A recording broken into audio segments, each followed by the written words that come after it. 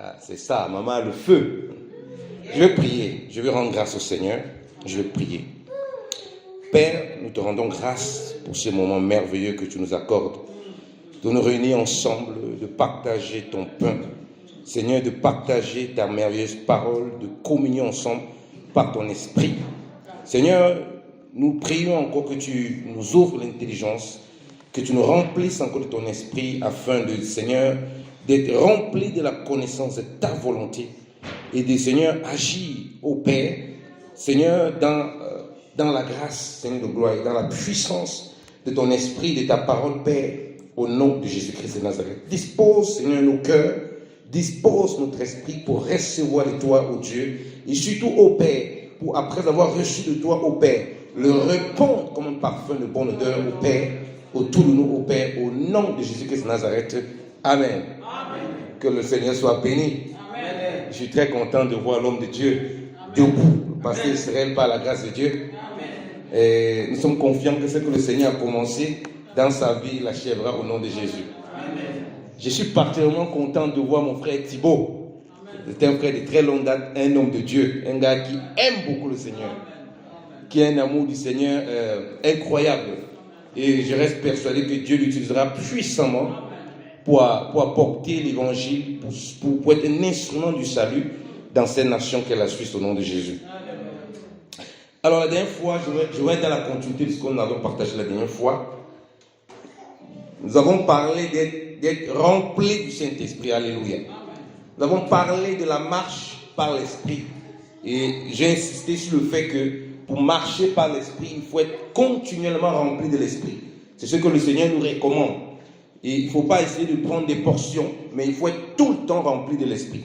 Alors de nos jours, il y a une difficulté. Il y a une grosse difficulté avec, parmi les chrétiens, on est un peu divisé comme un peu les Sadducéens et puis les pharisiens. Les Sadducéens, ils ne croyaient pas qu'il y avait d'esprit, ils ne croyaient même pas qu'il y avait d'anges, mais tous ils avaient la Torah, c'est quand même terrible. Hein? Les pharisiens, c'était tout le contraire. Et aujourd'hui, on a des chrétiens, c'était des véritables enfants de Dieu, qui ont la parole, qui croient que la parole est inspirée de Dieu, mais en même temps, qui ne croient pas que le Saint-Esprit est aussi puissant, qui ne croient pas à la puissance de Dieu, à la puissance du Saint-Esprit, par beaucoup de, je ne sais pas comment je peux dire ça, par beaucoup de raisonnements parfois. Et c'est très difficile parfois pour nous de trouver le juste équilibre. Pourquoi? Parce qu'il y en a aussi qui croient tellement à la puissance de Dieu, tellement ils veulent voir la puissance de Dieu, qu'ils rentrent aussi dans des dérives, dans du fétichisme, dans beaucoup d'autres choses. Donc du coup, vous voyez, ça peut nous amener dans des extrêmes.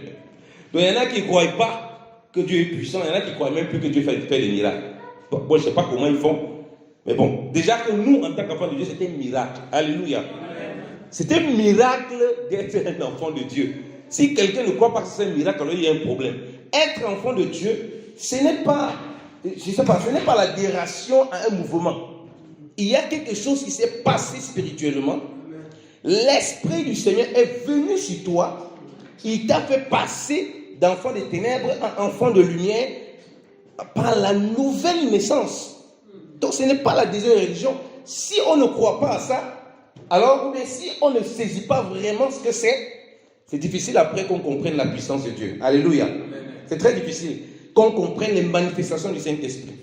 C'est pourquoi j'ai insisté dans cette communion qu'on a avec le Seigneur, la marche par l'Esprit, le fait qu'on soit à l'écoute de l'Esprit de Dieu, le fait qu'on soit toujours dans la prière, on verra le Saint-Esprit agir dans nos vies au-delà de ce que nous aurons pu imaginer. Et là, c'est très important. J'ai dit que quand on est dans cette disposition, on va faire la volonté du Seigneur et non notre volonté. Et c'est là où le problème, parfois avec des frères qui croient à la puissance de Dieu, qui croient que Dieu n'a pas changé, et il n'a pas changé. Dieu est le même aujourd'hui éternellement. S'il était capable de ressusciter quelqu'un hier, il est capable de ressusciter quelqu'un aujourd'hui. Il ne va pas changer pour s'adapter en fonction des circonstances, en fonction du temps. Ce n'est pas parce que je ne vois pas la résurrection qu'il n'y a pas de résurrection. Alléluia.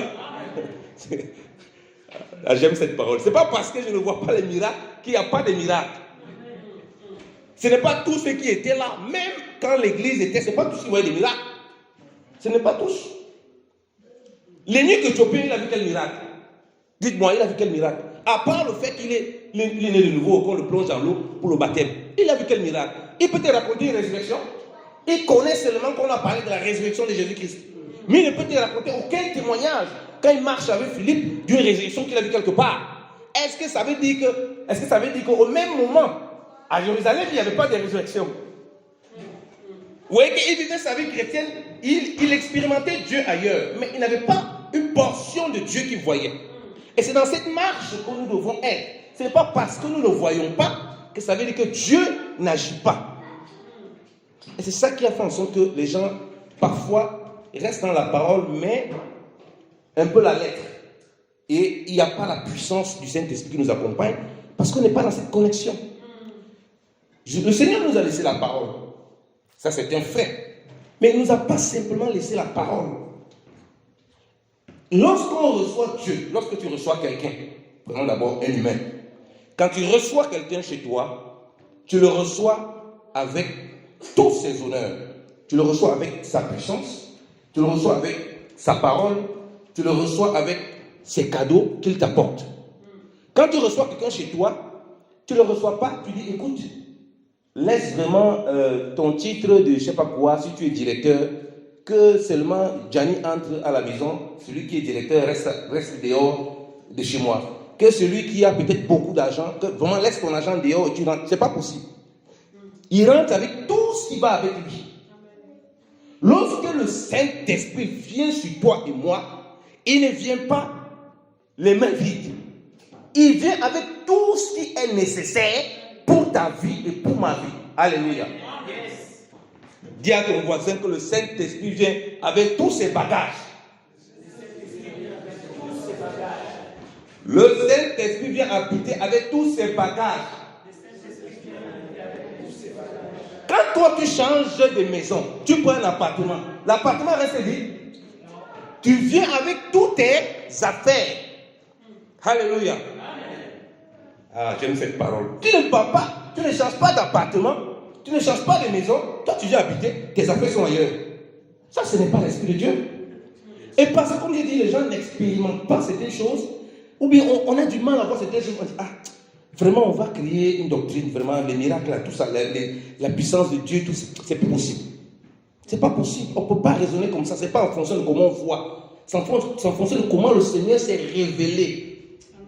Ce n'est pas parce que je ne vois pas que ça veut dire que Dieu ne le fait pas. Ou bien il n'est pas prêt de le faire.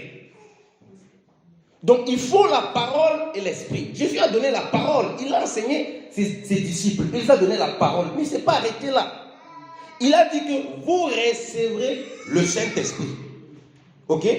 Il a présenté le Saint-Esprit comme l'esprit de vérité. Il a présenté le Saint-Esprit comme le consolateur. Alléluia. Mais il ne s'est pas arrêté là. Il a aussi présenté le Saint-Esprit comme une puissance. Alléluia. Disons l'écriture, merci Saint-Esprit. 1 Timothée chapitre 1. Acte chapitre 1. Acte chapitre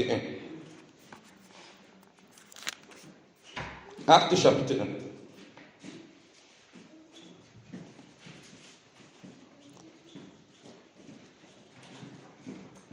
Je vais lire à partir du verset 4. Comme il se trouvait avec eux, il leur recommanda de ne pas s'éloigner de Jérusalem, mais d'attendre ce que le Père avait promis. Ce que je vous ai annoncé, le dis-je, car Jean a baptisé d'eau, mais vous, dans peu de jours, vous serez baptisés du Saint-Esprit. Alors les apôtres réunis lui demandèrent, Seigneur, est-ce en ce temps que tu rétabliras le royaume d'Israël? Il leur répondit, ce n'est pas à vous de connaître les temps ou les moments que le Père a fixés de sa propre autorité, mais vous recevrez une puissance, le Saint-Esprit venant sur vous, et vous serez mes témoins à Jérusalem, dans toute la Judée, dans la Samarie et jusqu'aux extrémités de la terre. Alléluia. Donc, il n'a pas présenté le Saint-Esprit uniquement comme l'esprit de vérité. Ça, c'est vrai. Mais tu ne peux pas t'arrêter là. Tu ne peux pas t'arrêter à dire que si tu dis la vérité, là, tu remplis le Saint-Esprit. Non. Il présente au Saint-Esprit comme une puissance. Voilà pourquoi je vous ai dit que le Saint-Esprit ne vient pas habiter quelque part sans ses bagages. Il vient avec sa puissance. Il vient avec ses dons pour les manifester dans ta vie et moi. Et pour que nous puissions accomplir l'œuvre de Dieu. Seulement le problème, c'est un problème de foi que nous avons. Déjà, si tu ne crois pas que le Saint-Esprit est une puissance qui t'a recouvert, qui est venue, qui est descendue sur toi, alors je ne sais pas comment tu peux expérimenter cette puissance. Parce que, comme je dis, pour que nous soyons comme nous sommes aujourd'hui, c'est parce qu'il y a eu une transformation du Saint-Esprit. Et ne se sépare pas de sa puissance. Alléluia. Donc, quand il a parlé d'être baptisé du Saint-Esprit, il ne s'est pas arrêté là. Il a dit, vous recevrez une puissance.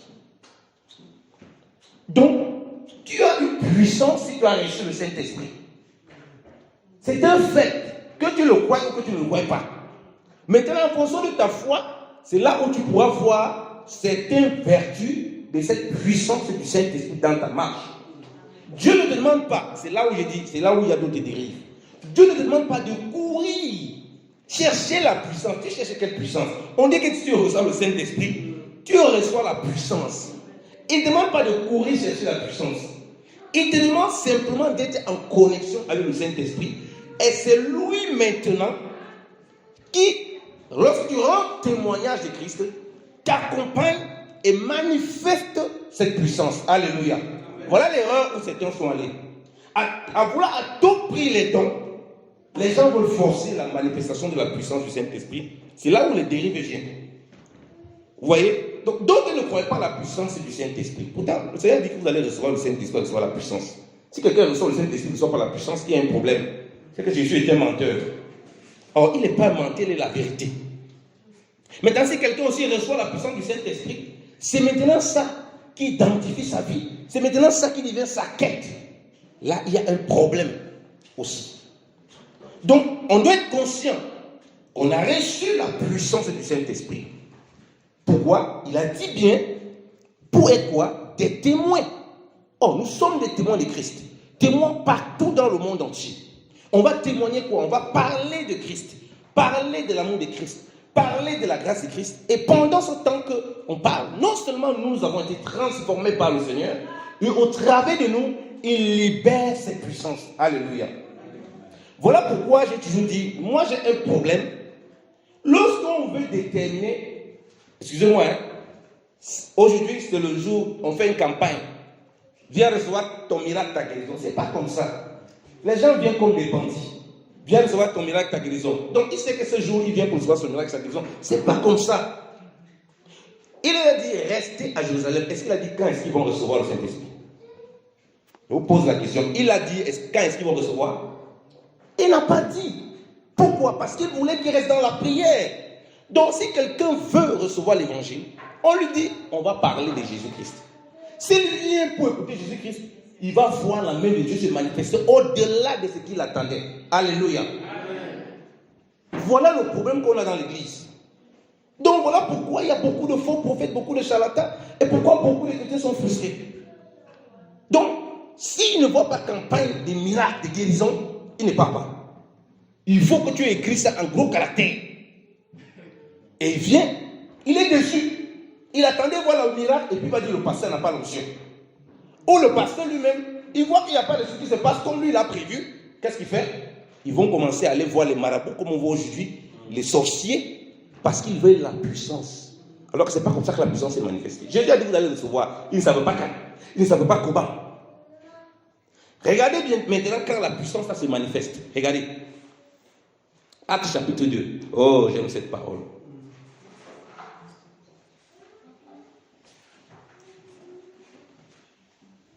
Lorsque le Saint-Esprit est descendu, Acte chapitre 2, regardez le verset 13. Dieu a donné rendez-vous. Voilà la plus grande campagne d'évangélisation qu'on a vu, qui existe. Nos campagnes que nous faisons, nous avons programmé, lancer les invitations par-ci par-là. Ici, il n'y a aucune invitation qui est envoyée à personne. Mais ils vont se retrouver là. Alléluia. Lorsque le Saint-Esprit descend, voilà la plus grande campagne d'évangélisation programmée par Dieu.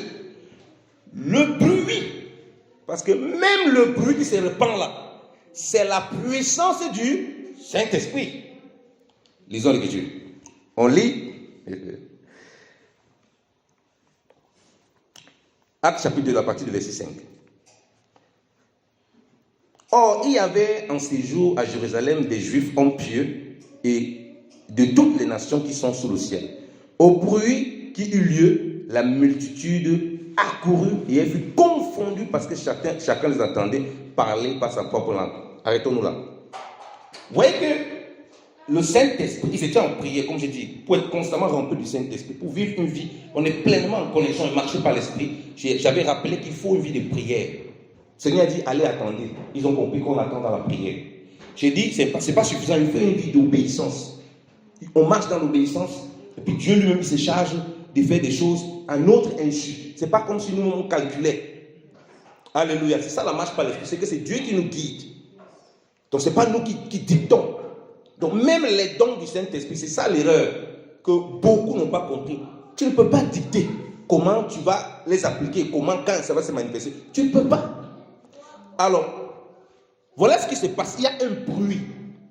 C'est la puissance du Saint-Esprit qui a fait que le bruit se répande.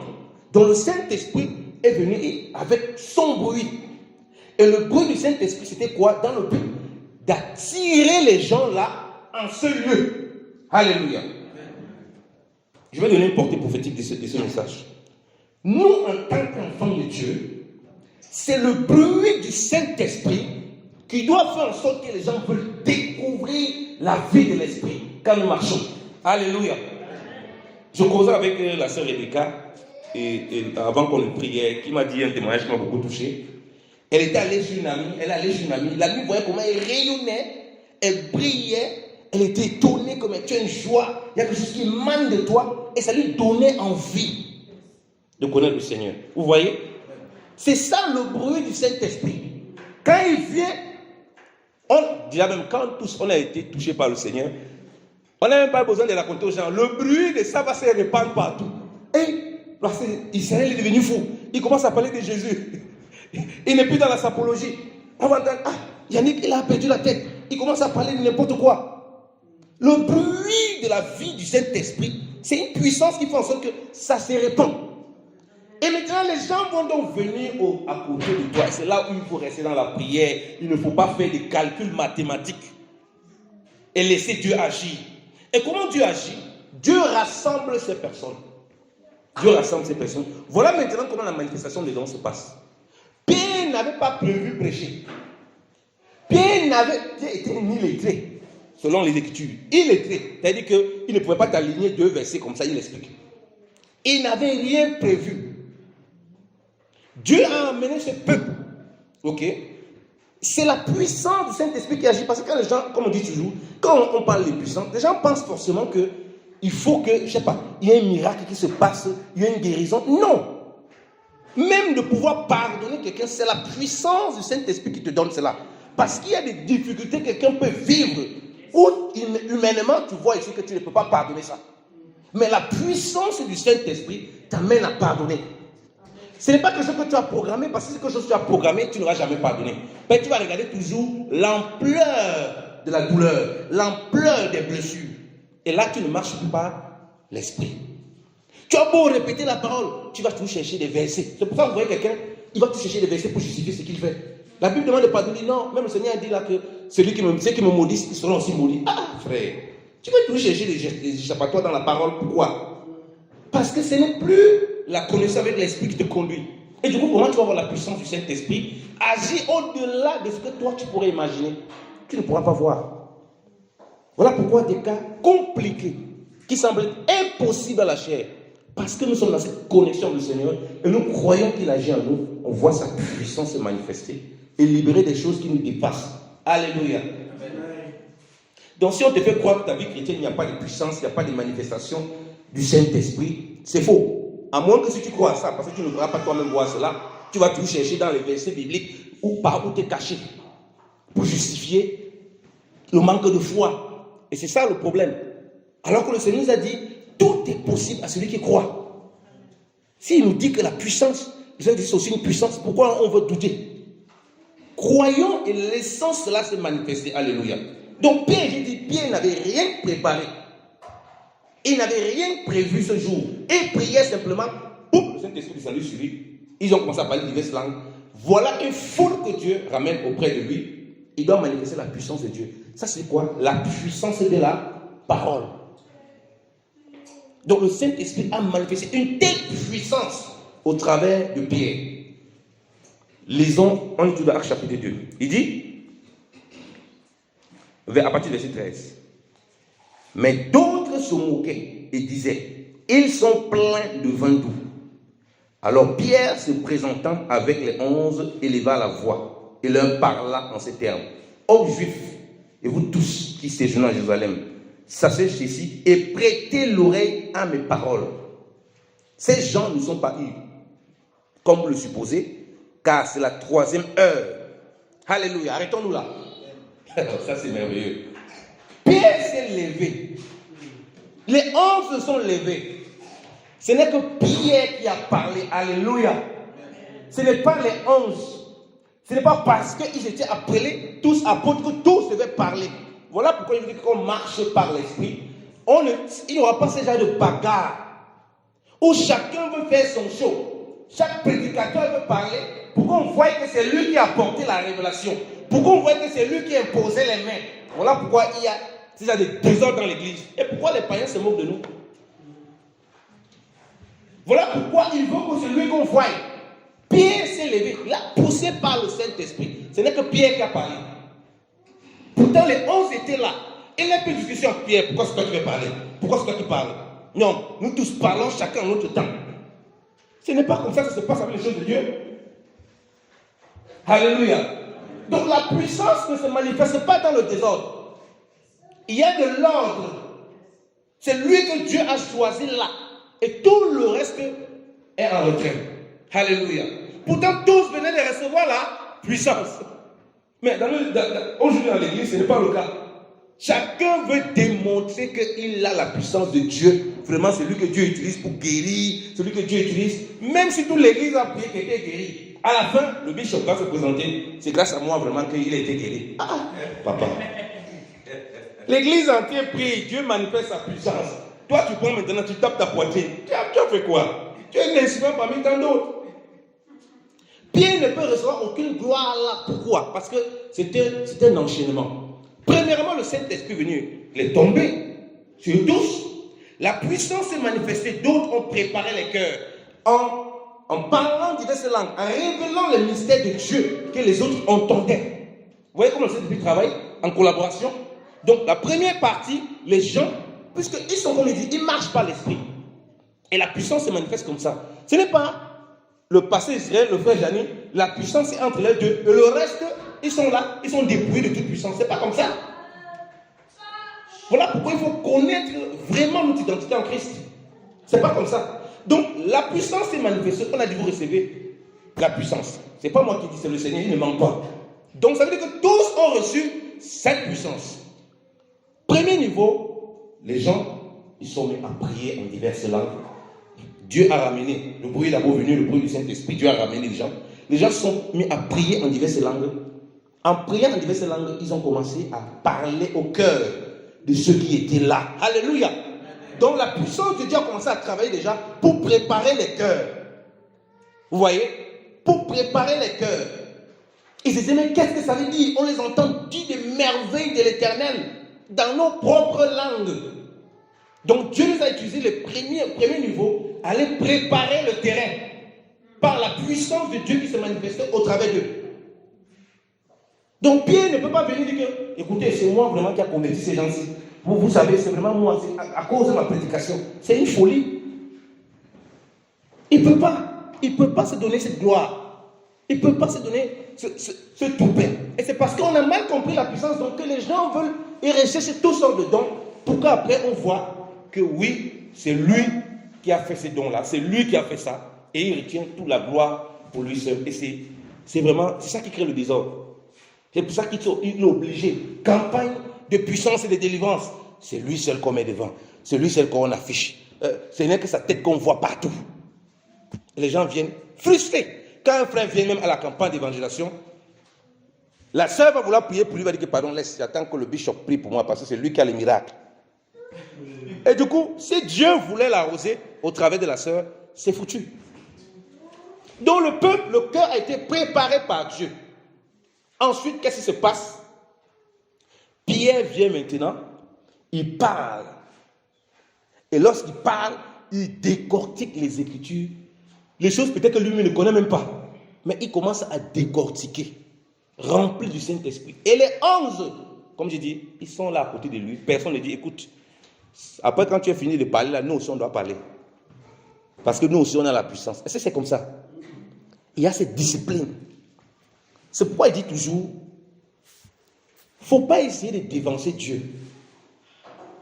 Vous voyez le Seigneur, quand il marche le Seigneur, il va à Bethesda. Il va à la piscine de Bethesda. Pourquoi il ne guérit pas tout le monde là-bas? Il pourrait se lever et guérir tout le monde. Non, il fait selon que le Père le conduit. Et c'est là où il expérimente la puissance de Dieu. C'est là où nous expérimentons la puissance de Dieu. Ce n'est pas parce que tu as reçu cette vertu du Saint-Esprit que tu dois t'empresser. Que tu dois t'empresser. Donc il arrive là à Bethesda, il y a un homme qui est là, 38 ans malade. C'est à lui ce qui demande, est-ce que tu veux être guéri? Pourquoi il ne demande pas tout le monde? Mais l'église, parce que tu es figure de l'église, mais l'église aujourd'hui, le bishop peut venir guérir tout le monde comment? Tu veux guérir tout le monde comment? Il y en a qui ne sont pas guéris aujourd'hui, il y en a qui sont guéris peut-être dans je ne sais pas combien de temps. Tu pries, tu recommandes, ceux à qui tu as reçu vraiment qu'il faut apporter quelque chose, tu leur apportes et tu t'arrêtes là. Alléluia. C'est pourquoi on est obligé de faire les gens tomber par force. On impose mais ils ne tombent pas, il faut qu'ils tombent. Il faut seulement qu'ils tombent. Il faut qu'ils tombent. On est obligé de forcer. On est obligé de fabriquer des faux miracles. Et on devient des scandales. Parce qu'on ne comprend pas la puissance de la manifestation. Et maintenant, ceux de nos frères et sœurs qui croient que la parole est véritable et qu'il n'y a plus de miracle ou bien qu'il n'y a plus de puissance, ben, ils se confondent dans leur positionnement. Pourtant, ce n'est pas comme ça. Donc, on n'a jamais vu Jésus qui organisait un programme où il sait. Pourquoi? Parce que toi et moi, on ne sait même pas ce qui va se passer dans les 5 secondes là.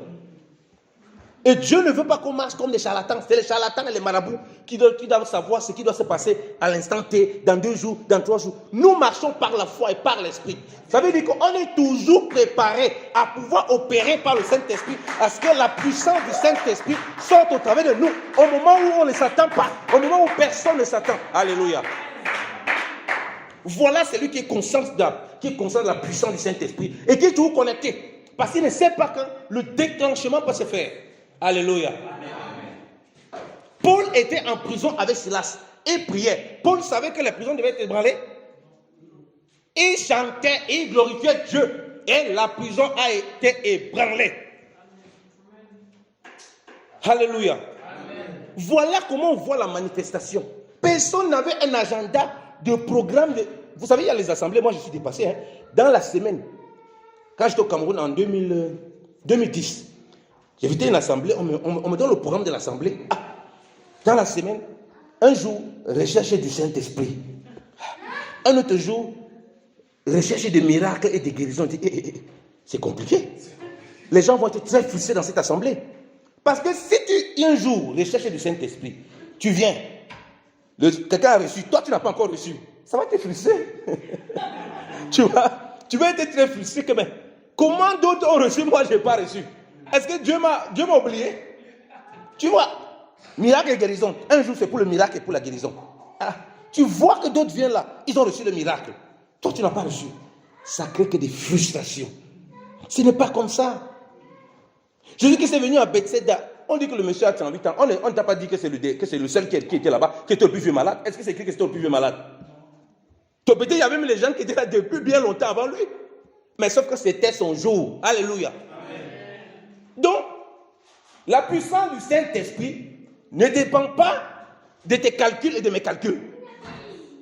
Ça dépend vraiment du Seigneur qui opère et qui fait comme bon lui semble, quand bon lui semble. Alléluia. Ce qu'il veut seulement, c'est que toi et moi, on soit prêts comme des vases à recevoir, on soit prêts comme des vases à transmettre.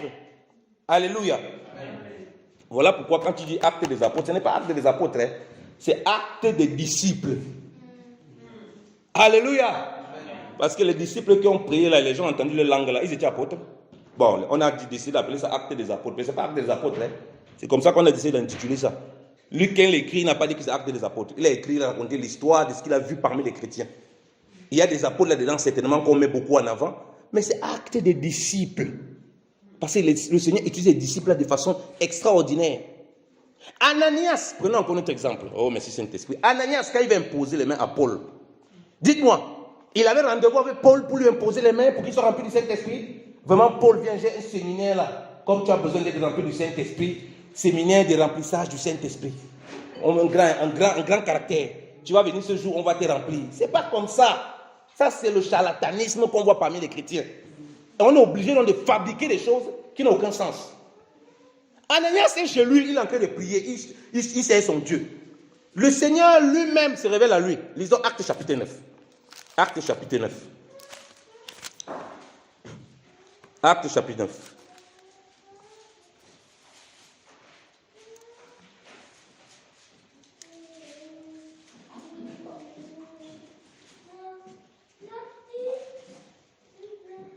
À partir du verset 10.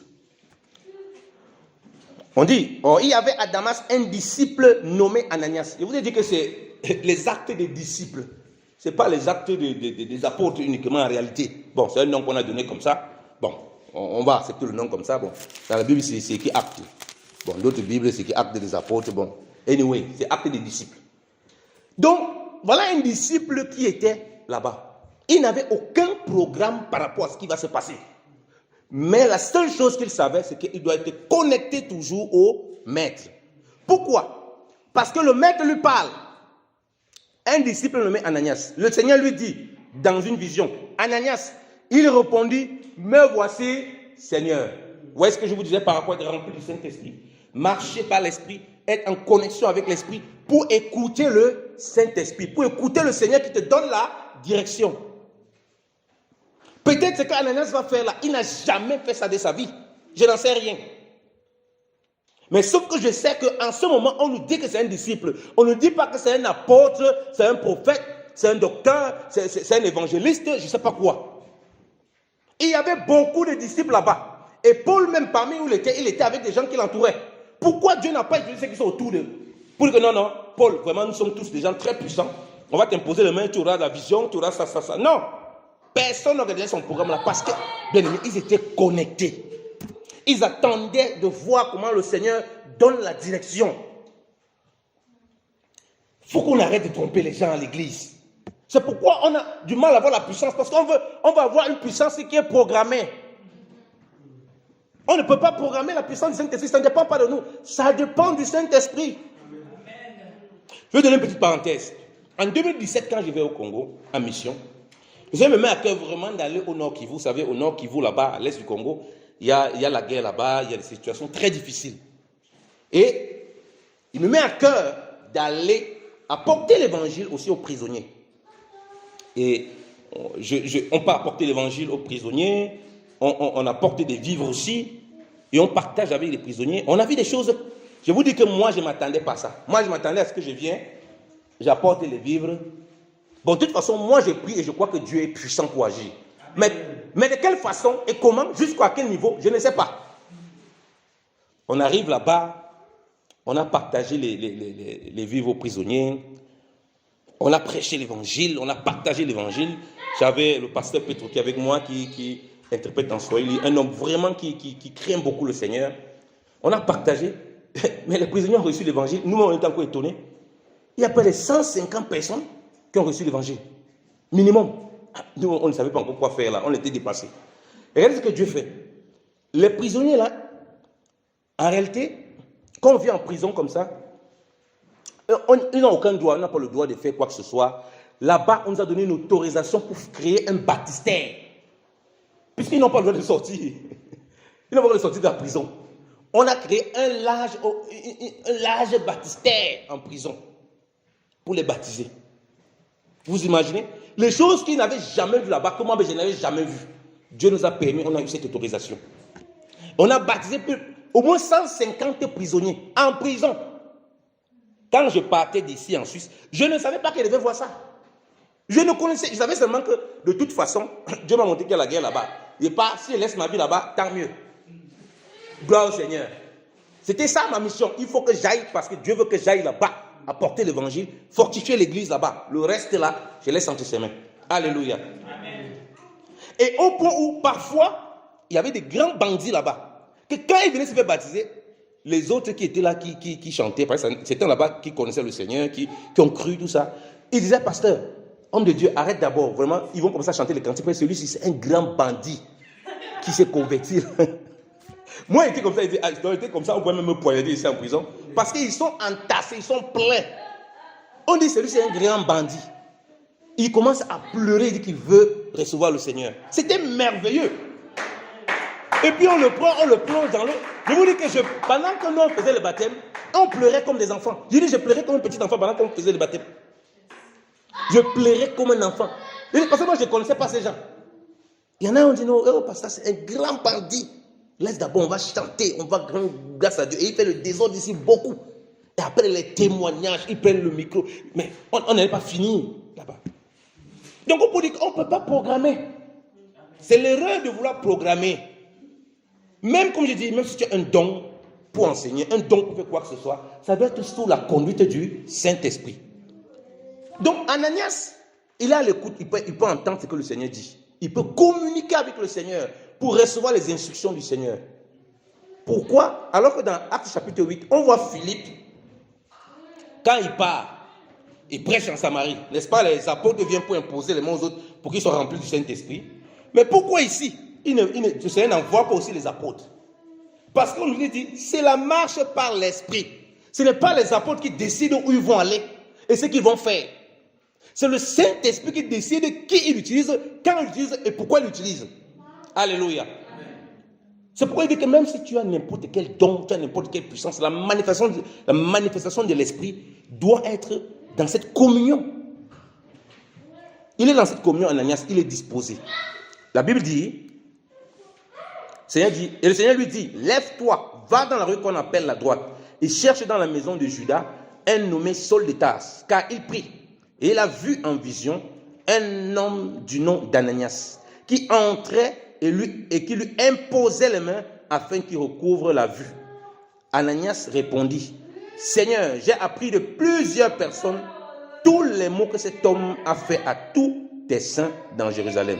Et il a ici le pouvoir de la part des principaux sacrificateurs pour lier tous ceux qui invoquent ton nom. Mais le Seigneur lui dit, va, car cet homme est un instrument que j'ai choisi pour porter mon nom devant les nations, devant les rois et devant les fils d'Israël. Et je lui montrerai tout ce qu'il doit souffrir pour mon nom.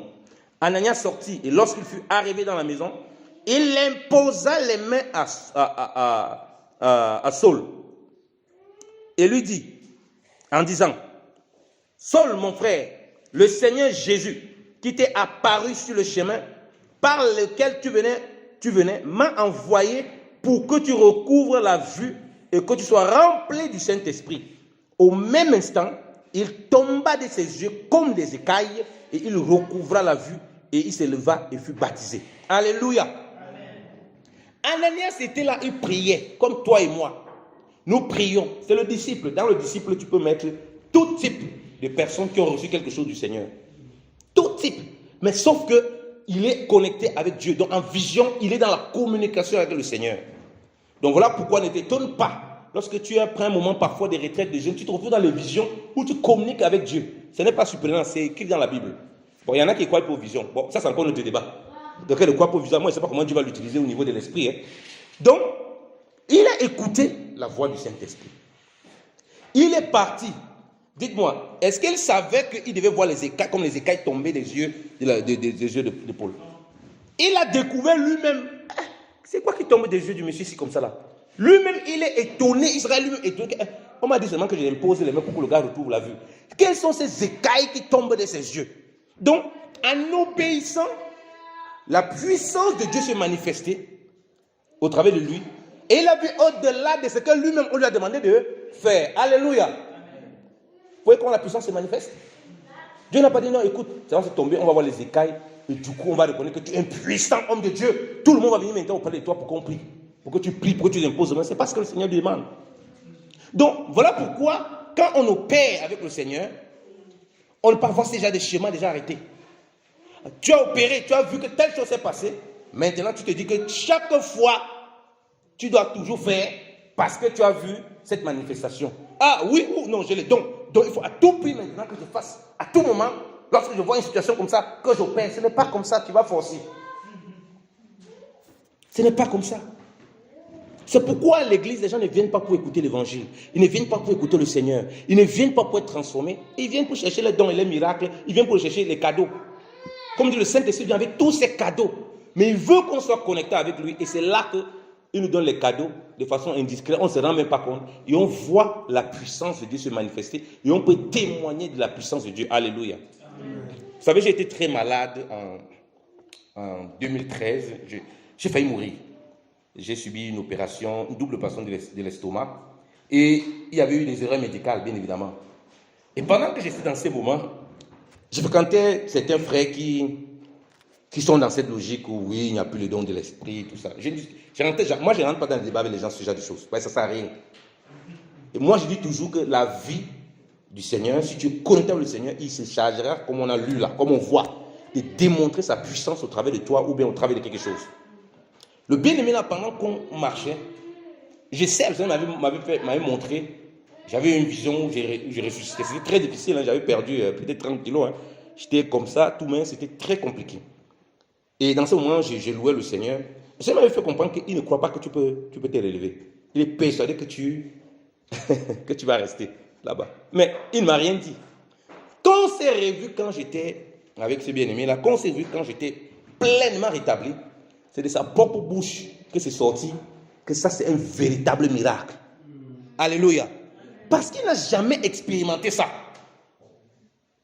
Je n'ai pas eu besoin de lui dire que mon frère, moi je crois au miracle. Ce que tu veux faire là pour moi débattre. Je ne débat pas de ce genre de choses. Moi je crois que le Saint-Esprit vient avec la puissance et il manifeste des dons au-delà de ce qu'on peut imaginer. Le problème c'est notre foi et de se soumettre au Saint-Esprit, de le laisser opérer. Maintenant, si tu crois au contraire, toi et moi, on ne va pas se faire la bagarre, frère. On va partager l'évangile au niveau où on peut partager. Au niveau où ça va nous amener des difficultés. Pardon, on ne va pas se bagarrer.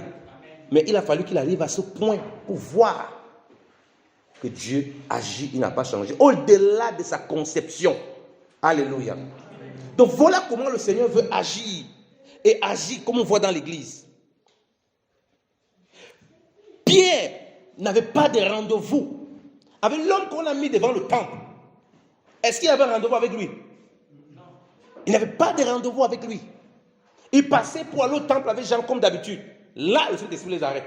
Voici quelque chose que vous devez faire pour la gloire de Dieu. Alléluia. Voici quelque chose que vous devez faire pour la gloire du Seigneur. Et en ce moment, ils tiennent la main du monsieur. Nous n'avons ni or, ni argent. Mais c'est que nous avons, nous te le disons. Lève-toi au nom de Jésus. Il se lève, pam, ses pieds sont rétablis. Et toute la foule est interpellée. Vous voyez, chaque fois qu'il y a la manifestation de la puissance de Dieu, il y a toujours des personnes que Dieu veut mettre là comme des témoins de la puissance de Dieu. Alléluia. Pas des témoins fabriqués. Pas des témoins qu'on a pris par derrière et tu vas venir dire que Dieu t'a visité alors que Dieu ne t'a pas visité. Pas de faux témoins. Comme avec les faux miracles qu'on a aujourd'hui là. Pas de faux témoins. Qui n'ont rien à voir, qui eux-mêmes sont restés bouche bée. Les pharisiens et les principaux étaient obligés de rester. Là, vraiment, c'est un vrai miracle. On ne peut pas contester ça. Mais quels sont ces miracles que les gens peuvent contester? Parce que c'est les trucs organisés. On veut fabriquer. Dieu est puissant, il agit puissamment. Il n'a pas changé. Il est le même hier, aujourd'hui et éternellement. Et ce qu'il attend de nous, bien-aimés, c'est d'être connectés au Seigneur, de faire simplement sa volonté et de croire à ce que le Seigneur dit, qu'il nous a donné cette puissance et de le servir fidèlement. Et c'est ainsi qu'on voit la main de Dieu opérer dans nos vies au-delà de ce qu'on pourrait imaginer. Alléluia. Donc, la manifestation là, c'est pareil pour les dons. Parce que c'est le Saint-Esprit qui manifeste les dons. Je vous prends encore un autre exemple. N'est-ce pas? Paul, bien que ses mouchoirs, on mettait sur les malades étaient guéris, non? Les gens prenaient le mouchoir. Paul était là quand on prenait ses mouchoirs. Est-ce qu'il savait même que ces mouchoirs qu'il allait toucher pouvaient guérir les gens? Mais maintenant, moi je suis étonné. Quelqu'un est malade, un frère me dit qu'il est malade, sa femme était malade. Un pasteur célèbre, moi je vais taire des noms. Parce qu'il m'a dit, il était tellement scandaleux que frère, s'il dit que ça là, c'est pas comme ça, tu vas dire que je suis trop dur. Oh, tu es un enseignant compliqué.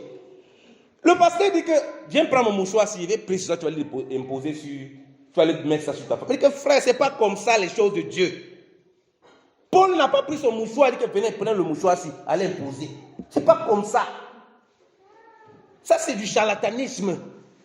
Maintenant, il dit allez imposer. Il a dit que non, on va imposer, elle va guérir. Elle n'est pas guérie. Qu'est-ce qu'on lui dit maintenant? C'est toi qui manques la foi. C'est quoi cette histoire? C'est quoi ça parmi les chrétiens? Paul ne savait même pas qu'on prenait ses mouchoirs. On dit les mouchoirs qu'il avait touchés, les gens prenaient à son insu. Donc les gens prennent les mouchoirs, ils vont, ils mettent les malades guérissent. Donc ce n'est pas quelque chose qu'il peut commander. Je ne peux pas commander en disant oui, je prends mon mouchoir, vraiment toi. Ce n'est pas comme ça. Ça ne se passe pas comme ça. Ce n'est pas des mathématiques humaines, ce n'est pas des calculs humains. Voilà pourquoi vous voyez le même Paul, lorsque Timothée a les problèmes d'estomac.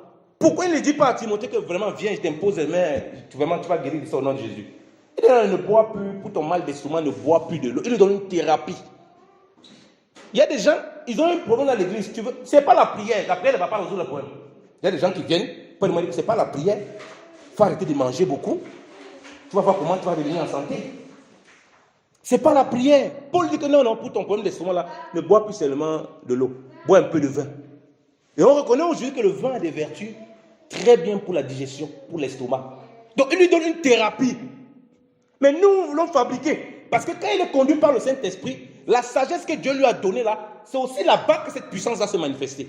Il ne dit pas non, Timothée, pour ton monde d'estomac là, viens, toi et moi, on va faire 3 jours de jeûne, vraiment, il va t'imposer les mains sur le ventre là. Vraiment, tout ça, ça va finir. Non, c'est pas comme ça. C'est pas des mathématiques humaines. C'est pas des calculs des humains. Voilà pourquoi on a du mal à voir la puissance de Dieu.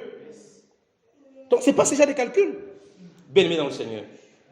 Alléluia. Amen. Donc, lorsque nous marchons avec le Seigneur, lorsque nous sommes dans ces marches par l'Esprit, il y a la puissance de Dieu qui est sur nous.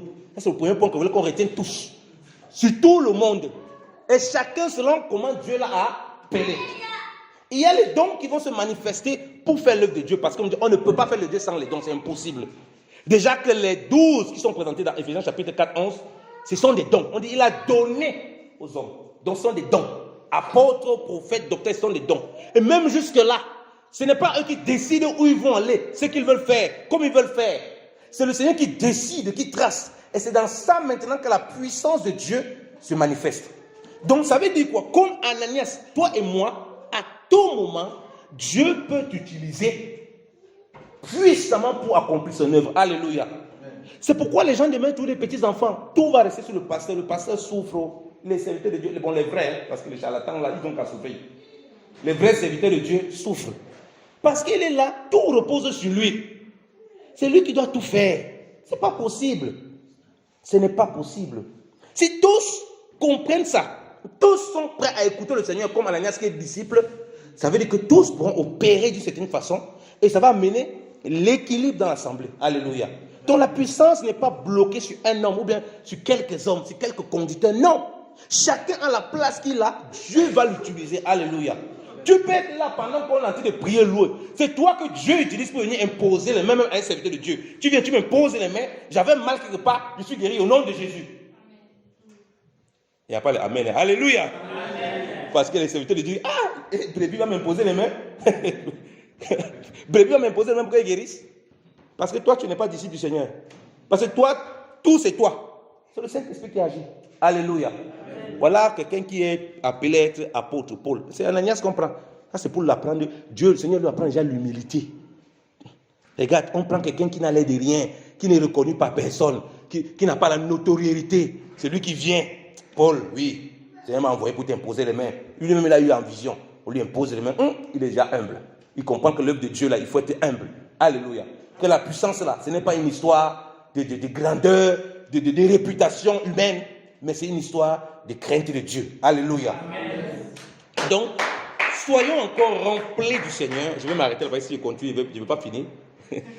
Soyons encore remplis du Seigneur. Désirons de marcher avec le Seigneur toujours. La puissance du Seigneur est disponible pour nous tous. Lorsque nous sortons pour évangéliser, croyons à la puissance du Seigneur qui est là. Et laissons le Seigneur agir comme il veut. Cette puissance, ce n'est pas seulement parce que, comme j'ai dit, tu vas peut-être imposer même que la personne va guérir. Non, même par la parole, par ton attitude, quelque chose va sortir. que cette personne-là, elle peut recevoir ça là, elle peut recevoir ça plus tard. Alléluia. Ne doutons pas de la puissance de Dieu déposée sur nous par le Saint-Esprit. Marchons dans cette foi-là. Et en plus, il est dit par la bouche de Paul, l'évangile ne consiste pas en des discours humains, en des persuasions humaines. Nous ne sommes pas des discoureurs. La différence entre nous et les païens, ou bien ceux qui ont soi-disant de religion, c'est qu'on a le Saint-Esprit. C'est ça la grande différence. Donc quand on parle, comme Pierre a parlé à Pentecôte, ce n'est pas parce qu'il connaissait beaucoup la parole, les Écritures. C'est parce qu'il était rempli du Saint-Esprit. Donc quand on va parler, la puissance de Dieu agit au travers de nous, pas parce qu'on sait parler, on est très éloquent, vraiment, on est allé à l'école, vraiment, je connais tellement de choses, là vraiment on va apporter. Ce n'est pas comme ça, bien aimé dans le Seigneur, mais c'est la puissance de Dieu. Alléluia.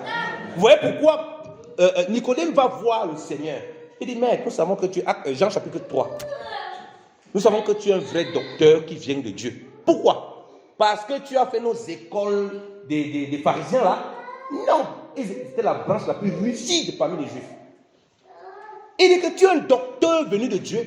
Parce que quelqu'un qui ne vient pas de Dieu ne peut pas faire ce que toi tu fais. Donc il a compris que Jésus était enseignant pas comme eux. Il y avait autre chose qui l'accompagnait. Parce que déjà la capacité qu'il avait de parler de Dieu sans avoir fait les écoles. Par exemple, chapitre 7, il dit qu'il connaît les Écritures alors qu'il ne les a pas appris. Sa capacité de parler de Dieu, sa capacité d'opérer, sa capacité de manifester les vertus de Dieu. Ils ont dit, celui-ci est un docteur qui vient de Dieu. Il n'a pas besoin de brandir un brancard.